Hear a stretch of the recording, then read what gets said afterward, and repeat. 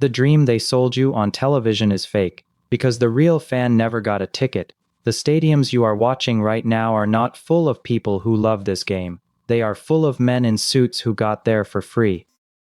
And the cameras, the same cameras that gave you the 2018 final, the same cameras that made you fall in love with this sport, those cameras are now being told exactly where to point, and exactly where not to. Stay with this. Because what we are about to show you, broadcasters do not want connected in your mind. Multiple production sources working inside World Cup broadcast trucks have described something unusual happening during group stage coverage. Camera operators receiving specific instructions about framing. Wide shots avoided in certain sections.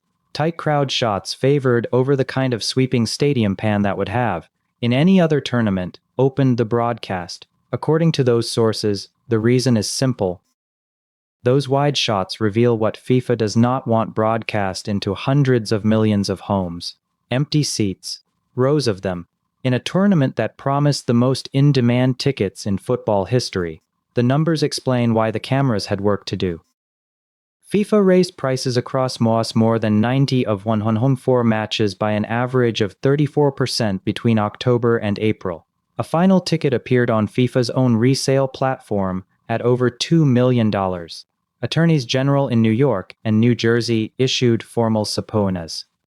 And when the real fans, the ones who travel furthest, who save the longest, who create the noise that makes football worth watching, could not afford what FIFA was charging, the people who could afford it were corporate hospitality guests. Many of whom, according to multiple reports from previous tournaments and this one, simply did not show up. So the broadcasters frame around it. Tight on the lower bowl, close on the flags, anything but the wide shot that tells the truth. One production source described the instruction in 5 words: protect the global picture. Now look past the seats, because the stadiums themselves tell their own story. Several NFL stadiums converted for this World Cup were never built for football.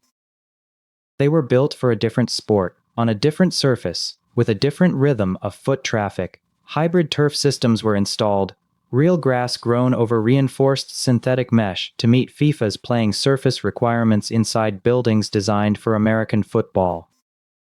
Multiple players across different national teams have described the surface as inconsistent from one stadium to the next. Some pitches play fast and true. Others, according to several team medical staff speaking anonymously, are softer than ideal, raising injury concerns that sports science departments across multiple federations have privately flagged. Compare that to what is happening in Canada and Mexico. Smaller stadiums, lower budgets, and by nearly every account from fans actually present, a far more electric atmosphere. The Estadio Azteca on opening night was loud, packed, and alive in exactly the way a World Cup is supposed to feel. Meanwhile, sources close to FIFA's commercial operations describe a tournament leadership privately alarmed that the country receiving the overwhelming majority of matches and the overwhelming majority of investment is producing the least football atmosphere of the 3 hosts. That is not a logistics footnote. That is the headline FIFA cannot publish about its own tournament. Add to that the transport chaos. Several American host cities span enormous distances between stadium, training facility, and team hotel, with traffic conditions that have already forced multiple federations to adjust travel schedules around match days. None of that existed in the same way at the more compact Canadian and Mexican venues. The contrast between 3 host nations sharing one tournament has become its own kind of evidence. The country with the biggest budget is not automatically the country that understands what a World Cup is supposed to feel like. Now here is where this story moves from organizational failure to something far more serious, because controversial officiating is not new to football. Every tournament has decisions that fans argue about for years.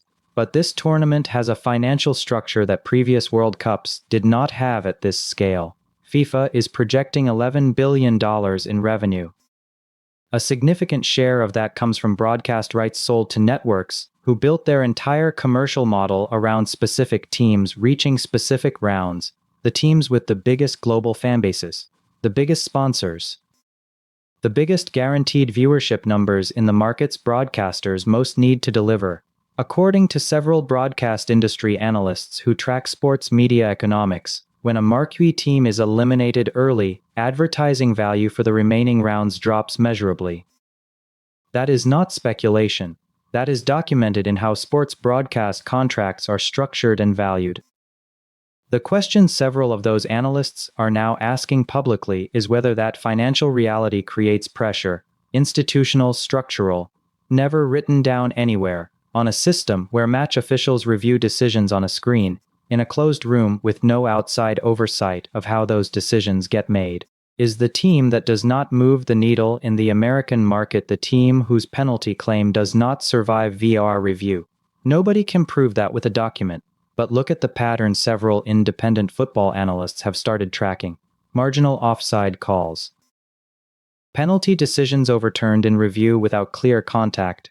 Decisions that, individually, are defensible. Collectively, according to those tracking them match by match, cluster in a pattern that raises the same question every time: who benefits from this result?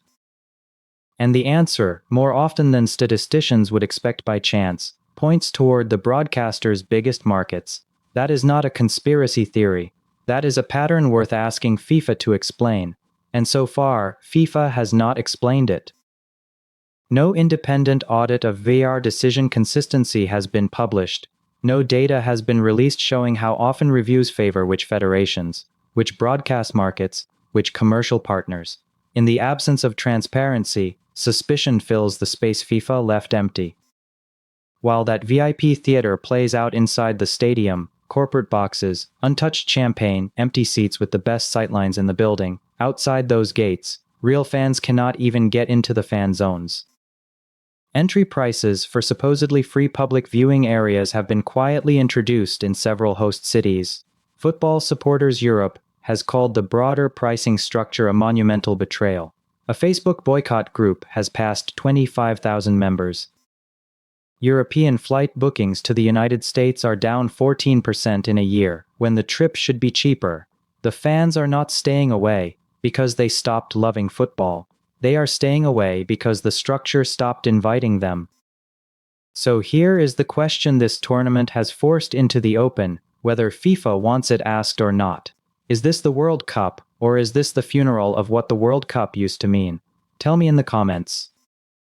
Do you believe what you have seen on the pitch this tournament was decided by the players, or by something else, somewhere else in a room with a screen and a financial spreadsheet nobody outside that room will ever see? Like this video if you want the full picture instead of the broadcast version. Subscribe. We are following every camera angle, every VR review, and every empty seat until the final whistle on July 19th. Football is never just a tournament. It is a test of who the game still belongs to. And right now that test is failing in front of every camera that refuses to show you the whole stadium.